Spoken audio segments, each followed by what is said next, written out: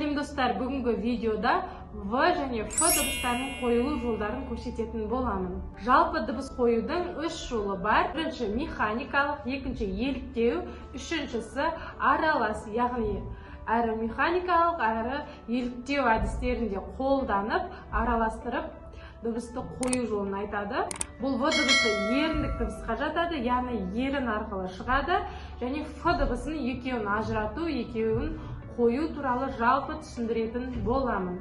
Бірінші В дыбысы, мысалы, вагон, велосипед, вертолет деген сияқты сөздерде балалар шатасып айтады, немесе мүлде айта алмай жататын болады.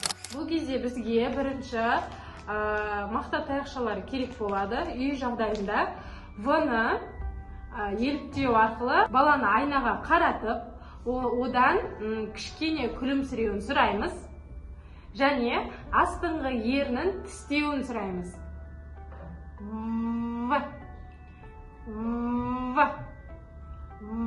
В деген сияқты. Екінші механика, бұл еліктеу түріне жатады. Ал енді екінші механикалық түрін қолданатын боламыз. Ол кезде мақта таяқшасын аламыз. Дәл жаңағыдай балаға кішкене жымиюын сұраймыз. Және астыңғы ерін тістеуін сұраймыз.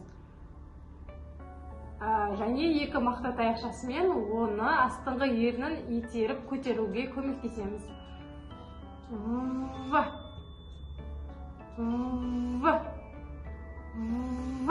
деген сияқты. Немесе жай ғана өзінің қолымен де көмектессе болады. В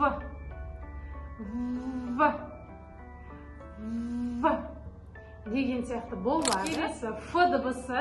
Ф дыбысының қойылуы да тура дәл осындай болады. Дәл осы артикуляциялық аппараттың қалпы сақталады. Яғни жымияды кішкене ғана. Және астыңғы ернін тістейді. Және Ф. Және мақта таяқшасымен Ф деген сияқты қоюға болады.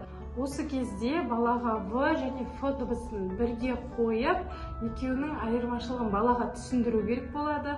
Мысалы, В дыбысын айтқан кезде бізде вибрация пайда болады. Соны балаға сезіндіру керек болады. Мысалы, былай. Бала В дыбысын айтқан кезде қолын осылай тілінің астына қойғызамыз, немесе осылай өзін ұстап отыруына болады.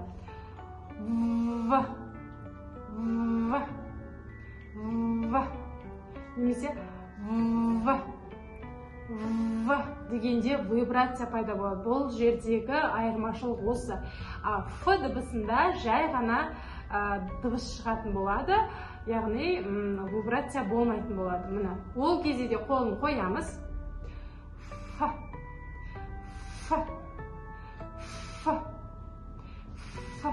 Міне ол осылай қай дыбыста вибрацияның барын, қайсында жоғын өзі бала қол арқылы, өз денесі арқылы сезіп, оны ажырата алу керек болады. Бірақ дәл осындай жолдармен балаға дыбысты қоя алмай жатқан болсаңыз, онда баланың еріндік мускулатурасын дұрыстап тексеру керек болады.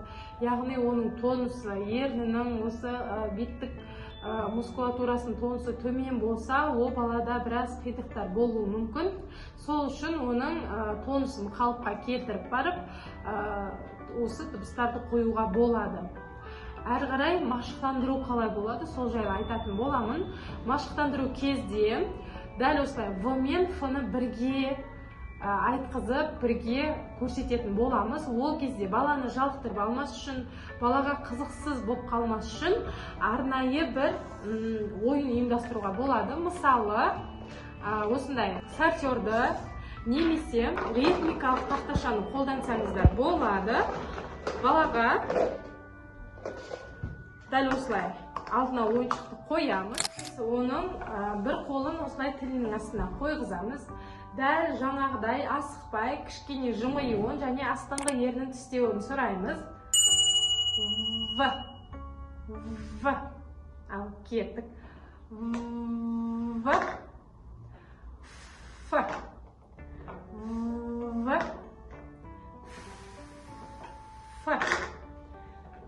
Дальше ва, во, ва, во, немесе фа,